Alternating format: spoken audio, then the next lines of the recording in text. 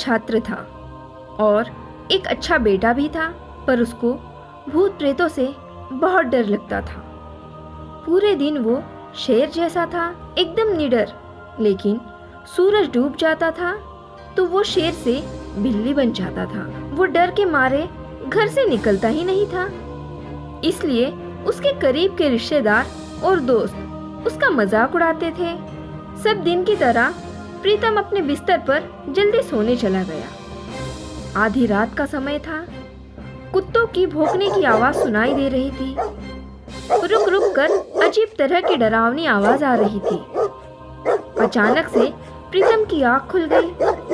वो जब घड़ी देखा तो रात के 2 बज रहे थे। उसे कुत्तों की आवाज सुनकर बहुत डर लगने लगा। प्रीतम को सुनी हुई सारी भूतों की कहानी याद आने लगी। उसकी धड़कनें तेज होने लगी। कुत्तों की आवाज के साथ साथ घड़ी की आवाज उसको बेचैन कर रही थी।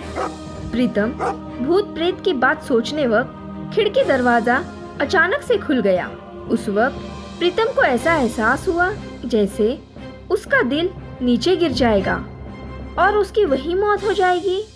फिर भी प्रीतम हिम्मत करके उस खिड़की के पास जाकर बाहर कुछ है या नहीं नजर डालने लगा।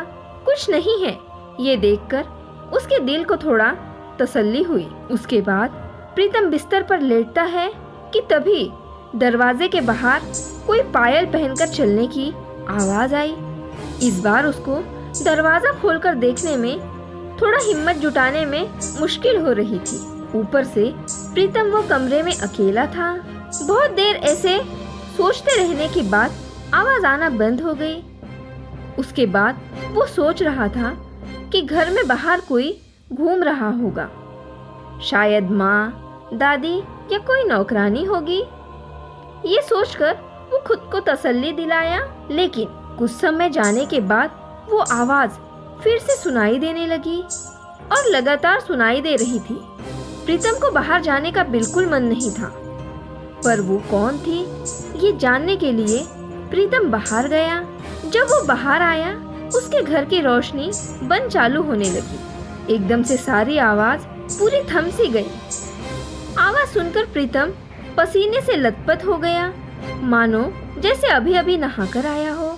प्रीतम बहुत डरा हुआ था। उसी वक्त उसके पीछे से कोई परछाई दौड़कर छुप गई, ऐसा प्रीतम को लगा। प्रीतम ने उस परछाई से पूछा, कौन है? कौन है वहां? इतना पूछकर प्रीतम जैसे ही मुड़ा, उसकी आंखों के सामने एक काला साया था। प्रीतम ये देखकर डर गया और उसी डर के मारे वो वहीं पर बेहोश हो गया। दोस्तों, अगर आपको ये कहानी अच्छी लगी होगी तो हमारे चैनल को सब्सक्राइब करके लाइक, कमेंट और शेयर ज़रूर कीजिए।